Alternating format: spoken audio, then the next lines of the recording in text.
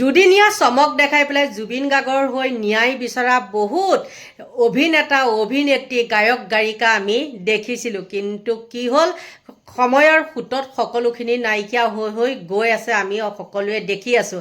কিন্তু মানস ৰবীন সেই তেতিয়াৰ পৰাই কিন্তু লাগি আছিলে, অপ্ৰিয় হ'লেও সেইটো সঁচা কথা ক'ব লাগিব। আৰু সেই মানস ৰবীনৰ এটা কথাই কালি যিহেতু তেওঁ আহিছিল সমাধি ক্ষেত্ৰত আৰু আহি পেলাই তেওঁ যিটো ঘোষণা কৰিছিলে সেই ঘোষণাটোতে ক্ষুণ্ণ হয় মানে আচলতে লাজ পাই পেলাই সেই দালালজন গৈ পালেগৈ আৰু সেই দালালজনে ক'লে যে কোনেও ব্যক্তিগতভাৱে সহায় কৰিব নোৱাৰিব, কিন্তু আৰু সেই দালালৰ সেইটো দেখি পেলাই মানস ৰবীনে আহি গ'ল, একদম উভতি ধৰিলে। আৰু তেওঁ যেতিয়া উভতি ধৰিছে, তেওঁ যিখিনি কথা কৈছে সেইখিনিত আমিও একমত। আৰু সকলো জুবিন অনুৰাগী, যি নেকি প্ৰকৃত জুবিন অনুৰাগী, মনৰ পৰা ভাল পোৱা অনুৰাগী, তেওঁলোকে কিন্তু মানস ৰবীনৰ লগ দিব। আৰু যিখিনিয়ে নিদিয়ে আপোনালোকে গম পায়, সেইখিনিয়ে সদায় নিদিয়েই। তেওঁলোকে এনেই মুখেৰে এনেই ছ'চিয়েল মিডিয়াত লিখি থাকিলে কাম নহ'ব, ওলাই আহিব লাগিব তেতিয়াহে, কিন্তু এতিয়া ওলাই কোনো নাহে। বন্ধু বান্ধৱীসকল, বহু বেয়া লাগে কিছুমান কৰ্মকাণ্ড দেখি। যিয়ে নহওক, মই দেখিলোঁ মানে মানস ৰবীনৰ এখন সংবাদমেল আৰু তেওঁ সুন্দৰভাৱে দি দিছে সেই দালালটোক। আৰু সেই দালালটোৰ কাম কি? আৰু গৰিমা গাৰ্গে কৈছে কি যে ৰাজনীতিকৰণ নকৰিব বুলি কৈছে, কিন্তু ৰাজনীতিকৰণ তেওঁহে কৰি আছে বুলি ক'ব লাগিব। বন্ধু বান্ধৱীসকল, মই কালিলৈ এটা ভিডিঅ' দিম আৰু এইটো এতিয়া মই পটককৈ পাই প্ৰস্তুত কৰি দিছোঁ, আপোনালোকক একদম সম্পূৰ্ণ তথ্য সহকাৰে মই দিম তেওঁলোকৰ ছমহীয়াত কালি কি হৈছিলে। এতিয়া আপোনালোকে চাওক মানস ৰবীনৰ সেই বক্তব্যটো। তালে ডিষ্ট্ৰিক্ট এডমিনিষ্ট্ৰেশ্যনৰ মানুহ আহে সন্ধিয়া, জুবিন গাৰ্গৰ নামত যিখিনি দান বৰঙণি উঠে সেই পইচাখিনি লৈ যাবলৈ মানুহ আহে। জুবিন গাৰ্গ চৰকাৰী নহয়, জুবিন গাৰ্গ ৰাইজৰহে। গতিকে কথা কওঁতেও অকণমান সাৱধান হ'ব। মানস ৰবীন আজিৰ তাৰিখত অকলে কেতিয়াও নহয়।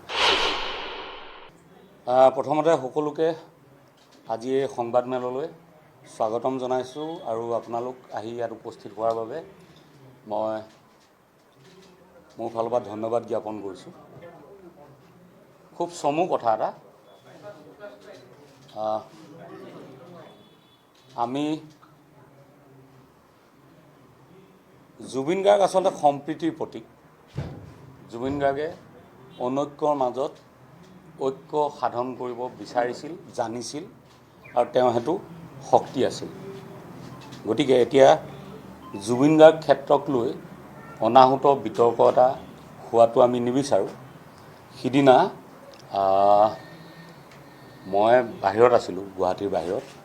তো আহি থাকোঁতে মোবাইল ফিডতে দেখা পালোঁ যে গৰিমা বৌয়ে গৈ তাত তিৰপাল লগাইছিল। বেয়া লাগিছে ন দৃশ্যটো দেখি, প্ৰত্যেকজন অসমীয়াই বেয়া লাগিছে। তদ্ৰূপ ময়ো পিছদিনা গ'লোঁ, মই গুৱাহাটী আহি পোৱাৰ পিছত পিছদিনা গ'লোঁ, গৈ দেখিলোঁ যে তিৰপালবোৰ একদম এনেকৈ বতাহত ফুলি উঠিছে। কাৰণ এতিয়া চ'ত মাহ, কেতিয়া ধুমুহা আহে কেতিয়া হেৰি আহে কোনো ঠিকনা নাই। গতিকে সেই তিৰপালবোৰ উৰুৱাই লৈ যাব, সৰু সৰু ৰছী দি বান্ধি থৈ আহিছে। গতিকে আমি সিদ্ধান্ত ল'লোঁ, কাৰণ আপোনালোকে জানে নিশ্চয় মই ৰবীন আৰ্মি বুলি এটা বৃহৎ কৰ্মী দল সাজু কৰিছোঁ। তো আমাৰ ৰবীন আৰ্মিৰ ফালৰ পৰাই ধুনীয়াকৈ তাত এটা পাৰ্মানেণ্ট ষ্ট্ৰাকচাৰ এটা কৰি দিম। এই তিৰপালৰ যেনেকৈ আছে তেনেকৈ এটা ড্ৰয়িং চয়িং বনালোঁ আমি, মই দেখুৱাব পাৰিম। গতিকে বনাই লৈ যাতে যেতিয়ালৈকে জুবিন ক্ষেত্ৰখন সম্পূৰ্ণ হৈ নুঠে তেতিয়ালৈকে যাতে এই ধৰণৰ যে পানী পৰিব বা তাত দিয়া ৰাইজৰ বস্তুখিনি নষ্ট হৈ যাব, গামোচাবোৰ তিতি যাব, ভেঁকুৰি যাব, এনেকুৱাটো নহওক, সেই ব্যৱস্থাটো কৰিম বুলি গৈছিলোঁ আৰু সেইদিনা ঘোষণা কৰিছিলোঁ। সেইখিনিলৈকে ঠিকে আছিল। তাৰপিছত আমি আমাৰ কামত অগ্ৰসৰ হ'লোঁ। মই লোহা কিনিবলৈ গ'লোঁ আমিনগাঁও, কামতে বিজি হৈ থাকোঁ। গতিকে লোহা চোহা কিনা কুটা কামখিনি হোৱাৰ পিছত কালি হঠাৎ দেখা পালোঁ যে এখন কমিটি চৰকাৰে যিখন ঠিক কৰি দিছিলে তেওঁলোক গৈছে আৰু তেওঁলোকে যুদ্ধকালীন তৎপৰতাৰে তাত কাম আৰম্ভ কৰিছে। খুব ভাল কথা। সেইটো হ'লেও আমাৰ আপত্তি কৰিবলগীয়া কিবা আছে জানো? কামটোহে হ'ব লাগে, হ'ল। খালি গতিকে আমি সকলোৱে ক'লোঁ নহয় জুবিন গাৰ্গ সমন্বয়ৰ প্ৰতীক, এই কথাটোক লৈ কোনো কনফ্লিক্ট হ'ব নালাগে, কামটো সমিল মিলেৰে হৈ যাব লাগে। এইটোৱে আমি আশা কৰোঁ। এইটো মোৰ প্ৰথম কথা। খালি তাতে কালি আমাৰ জ্যেষ্ঠ অভিনেতা প্ৰাঞ্জল শইকীয়া ডাঙৰীয়াই বৰ অদ্ভুত ধৰণৰ কথা এটা কৈ দিলে। কিয় ক'লে কেলৈ ক'লে মই নাজানো, কিন্তু প্ৰাঞ্জল দাক মই আজি এই সংবাদ মাধ্যমৰ জৰিয়তে ক'ব বিচাৰিছোঁ যে কাইলৈ 6 মাহ হ'ব আপোনালোকৰ কমিটিখন গঠন কৰাও বহুদিন হ'ল। গতিকে 6 মাহত কিন্তু আপোনালোকৰ না অফিচ এটা হ'ল, না আপোনালোকক কিবা ফাণ্ড দিলে, না আপোনালোকক কিবা ক্ষমতা দিলে। এই মানস ৰবীন গৈ ওলোৱাৰ কাৰণেই আপোনালোককো চাগে ততাতৈয়াকৈ পঠাইছে। গতিকে আপোনালোক মানস ৰবীনৰ ওচৰত কৃতজ্ঞ হ'ব লাগে যে মানস ৰবীন আহি আমাক অকণমান শক্তি দিলা। আৰু দ্বিতীয় তেওঁ এটা মানে কি আৰু কথাটো এনেকৈ ধৰণে কৈ দিয়া হ'লে আজি সংবাদমেলখন আয়োজন কৰিবলগীয়া নহ'লেহেঁতেন। যে মানসে এই কথাটো কৈছে বৰ ভাল কথা, কাৰণ তেওঁৰ আন্তৰিকতা আছে জুবিন গাৰ্গৰ প্ৰতি। গতিকে মানসো আমাৰে ল'ৰা, গতিকে আমি মানসৰ লগত কথা পাতি ল'ম, তেওঁনো কি কৰিব বিচাৰিছিল, আমি সেইধৰণে আগবাঢ়িম। ইমানখিনি কোৱা হ'লে কথাটো ঠিক হৈ থাকিলেহেঁতেন। গতিকে জুবিন গাৰ্গ নিচিনা এটা সত্তাৰ দায়িত্ব আপোনালোকে ল'বলৈ লৈছে। গতিকে কথা কওঁতেও অকণমান সাৱধান হ'ব, কাৰণ সময়টো খুব চেঞ্চিটিভ। গতিকে আপোনালোকে এনেকুৱা কথা কৈ নিদিব যিটো কথাৰ কাৰণে ৰাইজৰ মাজত এটা ক্ষোভৰ উদ্গীৰণ হয়। কালি দেখিছোঁ তেখেতৰ মন্তব্য সংবাদ মাধ্যমত প্ৰচাৰ হোৱাৰ লগে লগে ৰাইজে খুব বেয়া ধৰণে কমেণ্ট কৰিছে। গতিকে তেখেত এজন জ্যেষ্ঠ অভিনেতা, তেওঁ কিবা কাৰণত গালি খালে মোৰো ভাল নালাগে। গতিকে এইখিনিয়ে মই ক'লোঁ। আৰু আমি যাবলগীয়া এইকাৰণেই হ'ল কাৰণ যোৱা 6 মাহে তাত কি কি হৈ নুঠিল মই কৈছোঁ দেই। তালে আগতেও কৈছোঁ এইখিনি কথা, আজিয়ে কোৱা নহয়। তালে ডিষ্ট্ৰিক্ট এডমিনিষ্ট্ৰেশ্যনৰ মানুহ আহে সন্ধিয়া, জুবিন গাৰ্গৰ নামত যিখিনি দান বৰঙণি উঠে সেই পইচাখিনি লৈ যাবলৈ মানুহ আহে। কিন্তু তাত যে ইমান ধূলি হৈ আছিলে, মিউনিচিপালিটি গাড়ী এখন দি যে পানী অকণ ছটিয়াই দিব লাগে ঠাইখনত, বা ৰাতিপুৱা গধূলি পানী অকণ ছটিওৱাৰ ব্যৱস্থা কৰিব লাগে, এই কথাটো কাৰো মানে চেতনালৈ অহা নাছিল। এইটো দুখ লগা কথা নহয় জানো? ঠিক সেইদৰে তাত আজিকালি গুৱাহাটী ফুৰিবলৈ যিমান মানুহ আহে চবেই জুবিন ক্ষেত্ৰলৈ এবাৰ যাওঁ বুলি কয়। আবাল বৃদ্ধ বনিতা, ভাৰতবৰ্ষৰ বিভিন্ন প্ৰান্তৰ মানুহ। তাত মহিলাসকলে নিজৰ প্ৰাতঃ কৰ্ম কৰিবৰ বাবে এটা প্ৰস্ৰাৱ গৃহ নাই আজিলৈকে। টেম্পৰাৰী বনাই দিব পাৰে ন? এতিয়া আমি যোৱাৰ পিছত কালিৰ পৰা যুদ্ধকালীন তৎপৰতাই কাম আৰম্ভ হৈছে। মই কৈছিলোঁ যে 3 দিনৰ ভিতৰত জুবিন ক্ষেত্ৰৰ পৰিৱেশ সলাই দিম।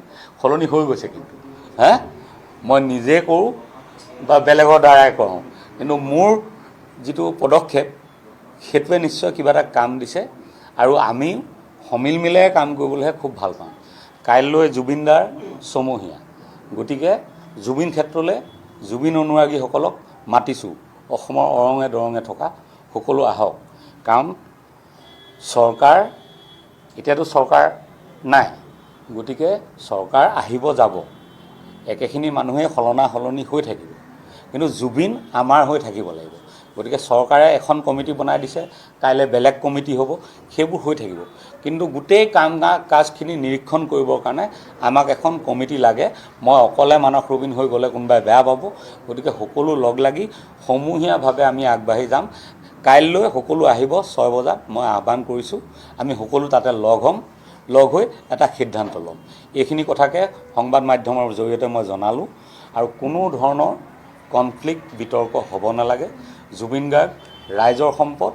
আমি সকলো অসমৰ যিমান জাতি জনগোষ্ঠী ধৰ্ম ভাষা আটাইবোৰ মানুহে, আনকি অসমৰ যিমান গছ নদী পৰ্বত পাহাৰ সকলোৱে আমি জুবিন গাৰ্গক আৱৰি ৰাখিম। এই প্ৰতিজ্ঞাৰে আমি কাইলৈ লগ হ'ম। ধন্যবাদ। সন্ধিয়া 6 বজাত মানে আগবেলা মোৰ কাইলৈ এজনীয়া যিখন বিচাৰপীঠ, তাত আয়োগত মোৰ সাক্ষ্য আছে। সাক্ষ্য প্ৰদান কৰিবলৈ মোক 4 বজাত মাতিছে। গতিকে 4 বজাৰ পৰা মই 5 বজামানত আজৰি হ'ম। গতিকে 6 বজাত মই গৈ পামগৈ। আৰু বেছিভাগ আজিকালি কামত ব্যস্ত মানুহ, দিনত বহুত মানুহে সময় নাপাব, কাইলৈ খোলা দিন যিহেতু। গতিকে সন্ধিয়া 6 বজাত মাতিছোঁ, সন্ধিয়া 6 বজাত লগ হ'ম। এনে দিনততো ছমহীয়া কাৰ্যসূচী তাত চলিব, আহিব বহুত মানুহ। গতিকে কিন্তু মিটিংখনৰ কাৰণে মই 6 বজাত মাতিছোঁ, ক্লিয়াৰ কৰি দিছোঁ। এটা বস্তু দেখিছোঁ আমি যে যিসকল অসমৰ কণ্ঠশিল্পী আছিলে, কণ্ঠশিল্পীসকলে তেখেতৰ বিয়োগৰ সময়ত তালৈ গৈছে, বা পিছত আমি দেখিছোঁ যে চানমাৰীত এটা ৰাজহুৱাভাৱে অনুষ্ঠানো পাতিছে শ্ৰদ্ধাঞ্জলি। কিন্তু এই বিষয়বিলাকৰ লগত অসমৰ কণ্ঠশিল্পীসকল যি ধৰণে জড়িত থাকিব লাগিছিল তেওঁলোক কিন্তু থকা দেখা পোৱা নাই আমি। বহুতে আছে, বহুত লোক আছে, কিন্তু মই লোকৰ কথা ক'বলৈ অহাই নাই ইয়াত। এয়া আমাৰ সম্পূৰ্ণ ৰবীন আৰ্মী দল, আপোনালোকে দেখিছে। কালি প্ৰাঞ্জল দাই এটা কথা কৈছিলে যে মানস ৰবীনে অকলে কাম কৰিব আহিছে। মানস ৰবীন আজিৰ তাৰিখত অকলে কেতিয়াও নহয়। মানস ৰবীন মানে লগত লাগি আছে ৰবীন আৰ্মী, আৰু ৰবীন আৰ্মী মানে হ'ল 10,000 থলুৱা, খিলঞ্জীয়া আৰু ভূমিপুত্ৰৰ খুব কুশল কৰ্মী দল। গতিকে তেওঁলোকে ইচ্ছা কৰিলে ৰাতিৰ ভিতৰতে সেইখিনি কাম কৰি দিব পাৰে। খালি আমি হেৰিটোত আহিব বিচৰা নাই, কনফ্লিক্টত আহিব বিচৰা নাই, কাৰণ সময়টো খুব চেঞ্চিটিভ। মই কাটৰে অনুৰোধ কৰিছোঁ, মোৰ ফালৰ পৰা যদি কিবা ত্ৰুটি ৰৈ গৈছে বুলি ভাবে ৰাইজে নিজ গুণে মাফ কৰিব। জুবিন ক্ষেত্ৰক লৈ কোনো ধৰণৰ অনাহুত বিতৰ্ক হোৱাটো নিবিচাৰোঁ, আৰু জুবিন ক্ষেত্ৰ অৱহেলিত হোৱাটোও নিবিচাৰোঁ।